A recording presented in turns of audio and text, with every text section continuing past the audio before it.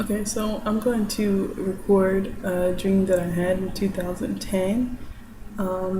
It was an end time dream, and just a little bit about my life at that time. I was very depressed, pretty much suicidal. Everything was pretty bad for me, and I had been going through a hard time for probably about 3 years in a row at that time. So I wasn't doing good. And I had that dream out of nowhere, really. I had the dream out of nowhere, and it really woke me up, and it really opened my eyes. And I'm sharing it because I feel like I need other people to wake up. I feel like it's necessary. Hopefully somebody will see the video and you know, wake up. Like Christ says, we need to be on watch and pay attention to the times and the days that we live in. So I'll start off. So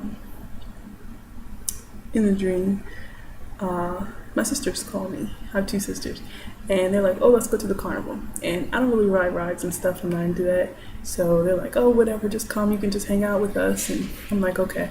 So I go there with some of their friends, and the carnival's really weird. Like, there's the rides are really fast, and people are falling off the rides. They're getting back on the rides. Just strange things happen. I'm sitting there with my mouth wide open, like, what's going on? And my little sister comes up to me. She's like, "Oh, try some of this meat on a stick." And I'm like, at the time I did eat meat, so I was like, I took it from her and I smelled it, and I'm like, because I smell my food. And she's like, I was like, what is this? And she's like, "Oh, it's meat, just eat it." And I'm like, "No, what kind of meat is this? Like, I'm not just gonna be eating no strange meat. What is it?" And I was like, "I'm not eating it." And we kept going back and forth, and I was like, "No, no then." And the woman, like, standing at the desk, she's like, "Oh, what's your problem? Everybody has the same meat around here. Don't stand around here messing up my business," and so on and so on. Like, she's getting all mad. And my other sister comes up and she's like, "Here, try some of this cotton candy." And I slapped it out of her hand. The stuff was like cotton with hair and some other stuff, dyed blue, and she's eating it. So I slapped that out of her hand. And everybody's like crowding around me at the moment, like, oh, like all this noise, and everybody's crowding around me. So I just got out of there. Took the keys, got out of there. And as I'm driving back home, I called a close friend of mine at the time. And the crazy thing was, like, at the time, he had a pending case with immigration. And, his English is not so good at the time. So it's weird. In the dream, I call him, and he's speaking, like, perfect English. And he's like, yeah, what's your problem? What now? You're so dramatic.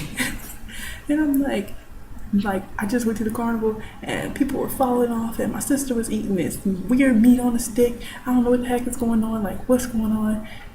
And I hear kids in the background. Mind you, at the time of the dream, his kids were in his country.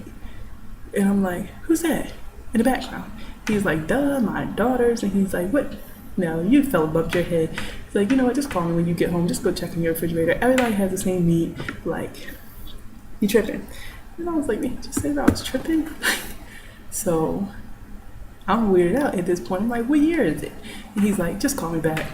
So I get home, and as I'm going through the door, I dial his number again, and I go up to the refrigerator, and I'm like, "Yeah, so I'm opening the refrigerator now." And when I open the refrigerator, there is packages, like, as if it was sausage, but they were fingers without the nail on it, and just slices of meat and stuff.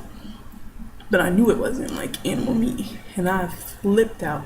I dropped my phone, I ran outside, I'm screaming, howling, like, like, there's human meat in my refrigerator, I didn't kill anybody. Like, I'm flipping out. And people are, like, the neighbors were looking at me and watching me and stuff. And one of the neighbors was like, "Shh, calm down, come inside, come with us." And this, and I'm like, no, you don't understand. I'm flipping out. And the guy's like, "Yeah, we understand, come inside. You're going to draw attention to yourself, come inside." And so I go inside with them. And I don't know, they're like Portuguese or something. I know they're Catholics. But anyway. And the guy's like, "So yeah, you need to calm down. it's okay, and this, that, and other. And I was like, no, I want to know what's going on. Like, what year is it? What's up? What's going on? And he's like, oh, everybody has the same meat around here. It's free. And I was like, what do you mean it's free? And he's like, yeah, it's free. The human meat is free. And I was like, human meat? And, flipping out. And he's like, one single tomato costs $5. And I was like, what year is it? And he didn't answer me, of course. And I was like, he's like, nobody can afford the food. And he's like, the human meat is free. And if you can afford something to go with it, then that, you're blessed. And he's like, yeah, so we, everybody has need, and then you buy your own potatoes or vegetables if you can afford it and stuff, but it's too much money. And so at this point I'm like, wait, so why doesn't anybody go to work? And he's like, we do work. And he's like, you have a card, you go to work with it, and you buy your food with it and everything else that you need. And I'm like, what card? Debit card? And he's like, no, you have a card. Check in your pocket. And I'm like, so I check my pocket and I pull out the card, and it's black, and it says the mark in the corner on the card with a period, and it's in lowercase letters, it's written in white, and it has numbers on the bottom like a credit card. And I didn't think anything of it because I'm thinking, oh, it's a credit card that he's talking about. And he tells me to flip it over. So I flip it over, and it has my picture on the back of it, my name, my address, the state I was born in, my occupation, everything else like a normal license would, like your height, your weight, your eye color, your skin color, so on and so on. And as I was reading it, like my hand started just beyond shaking, like it was trembling. I dropped the card, and I can't even explain the anguish that I felt in the dream in that moment. Like, all I could do was, I was screaming in the dream, like hollering out, my God, like, what have I done? What have I done? Like, it just hit me what I was holding in my hand. And I was in complete anguish. And,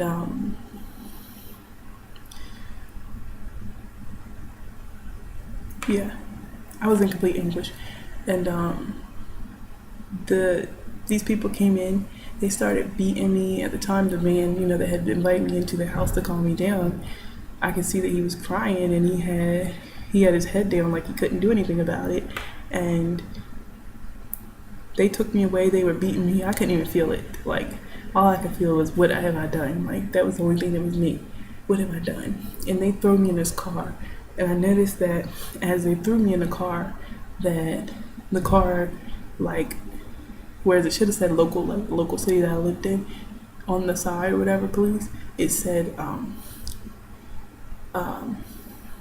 NPF NAU.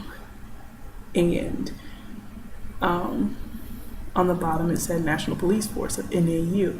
And in the dream, I remembered, I'll explain this quite quickly, because a lot of people don't know about it.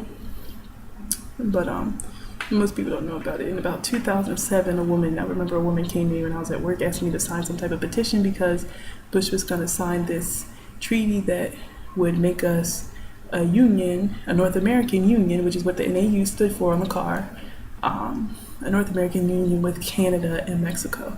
So when I saw it, it was foreign to me, but I thought it through in the dream, like that's what that lady was talking about, like it just came back to me. And they took me away. We drove through my neighborhood. Everything just looked so weird and drab to me. And, at the time I was living in a beach area. It's not drab, it's not boring area. I mean, except for winter time, but still. They drove me to this airport, and in the airport I got on a helicopter, and the helicopter flew me out. And I live on the East Coast, so in the dream, it appeared that we were in a desert area, but I wasn't on the helicopter more than an hour. So I don't know exactly where we were. But anyway, we got relatively close to the ground, and they just pushed me out. I thought I broke an arm or something. They just pushed me out. And when they pushed me out, this old lady jumps up as I'm getting off the ground, bites me on the arm. And I pushed her off. I'm like, old lady, what is your problem? Like, really though, you just bit my arm. And these people come up and they pull her off of me, and they're like, oh, forgive her, she's weak, she's tired, da, da, da, da. And I'm like, she just tried to bite my arm. Like, oh man. And this man comes up, and I know he's a pastor. And his wife and his son's probably like maybe 9 or 10 years old. And they come up and they tell me to walk towards the camp with them. And as we're walking, I was like, no, like, I gotta figure out what's going on. I'm still kind of frantic. You know, this lady just bit me on the arm. I'm still kind of frantic. I'm still kind of upset. Like, what's going on? You know, they threw me out here at that card. You know, I'm flipping out, talking in chopped up sentences. And the guy's like, it's all right.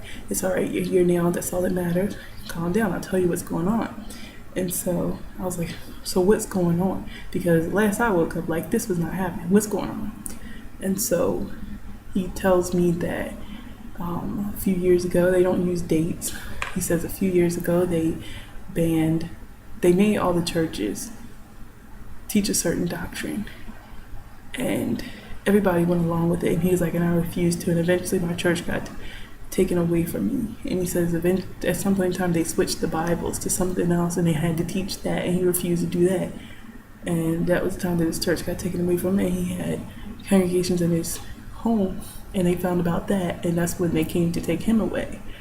And he said that the Spirit of the Most High had him begin to memorize the Bible, the New Testament.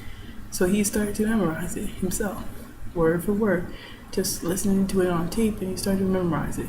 And his son began to copy down the Old Testament on notebook paper like any other kid for school. And when they came and took them away, his son begged them to let him take his backpack. They open the backpack and they see that it's nothing but notebooks and pencil, and they let him go with it.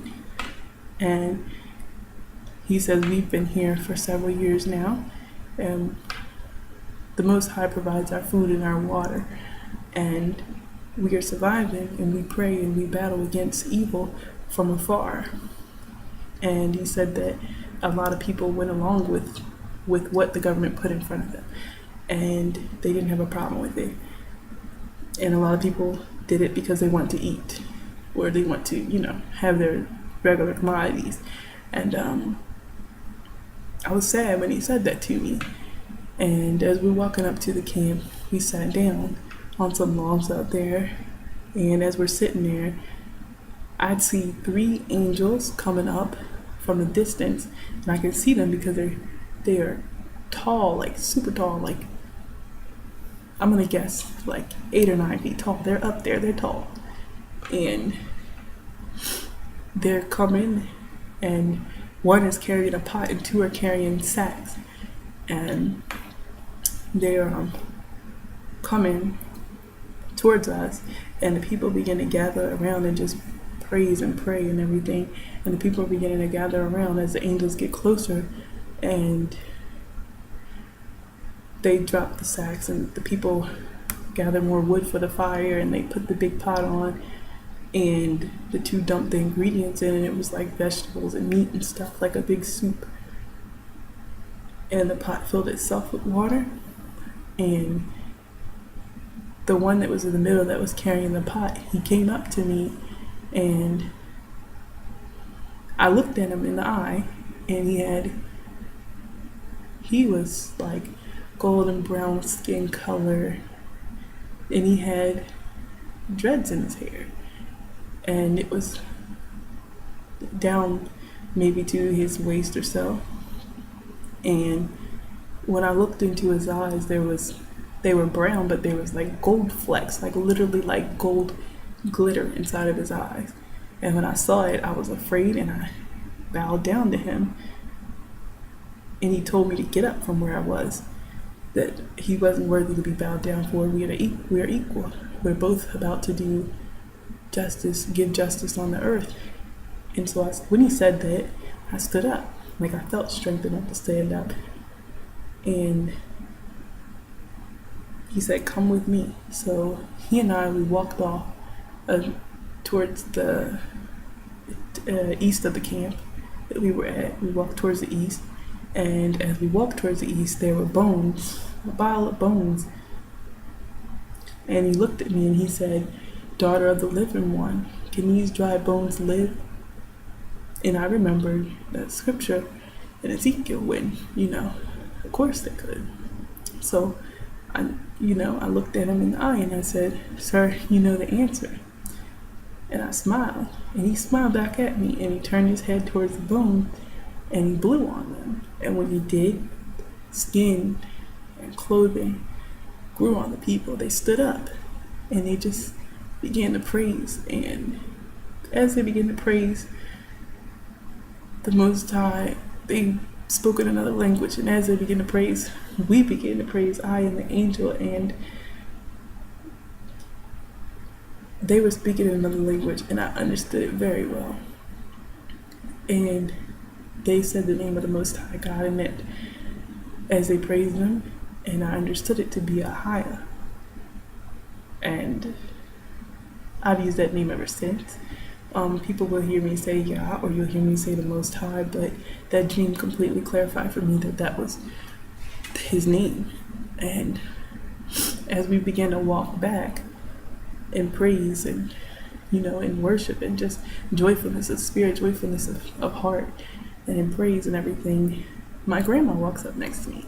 And my grandma is like my mom. Like, I love her to death. And I was, in my heart, I felt like a tinge in my heart, like my grandma was dead, and I, like I woke up in this dream and I didn't know my grandma was dead. And I was like, "Grandma, what's going on?" This is that other. And she's like, "Oh, your mom, your sisters, the whole family, everybody, my church, like everybody we know, everybody just went along with it." And she said, "I refused to. And they sent me here, and I've been here, and I've been waiting for you." And she said, "I knew you would come. I knew you would come. I've been waiting for you." And she hugged me and she kissed me, and I was just so happy that, just so happy to see her. I love my grandma. I'm always happy to see her. And it made me joyous in the dream to know that we were both awake, like we were both there for a purpose.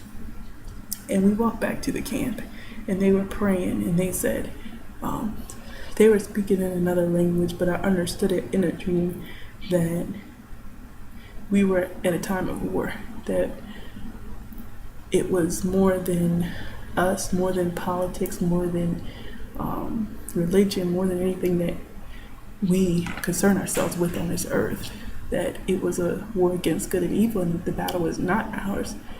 And we see that scripture all the time, but literally, like, I understood it in that dream that the battle was not ours, it was the Lord's, and that we had to prepare ourselves and fight. And I just remember that they said to prepare ourselves and fight. And I remember I sang a worship song to everyone there in another language, and then after I finished, we ate in preparation for the war. And that was the end of the dream. I woke up after we ate, or we began to eat or whatever. I woke up and immediately I went into research about stuff that's going on. I'm not going to say a lot in the end of this video. I'm just saying that it woke me up and it helped me realize who I am, or realize who I thought I was and who I really am. So that's that.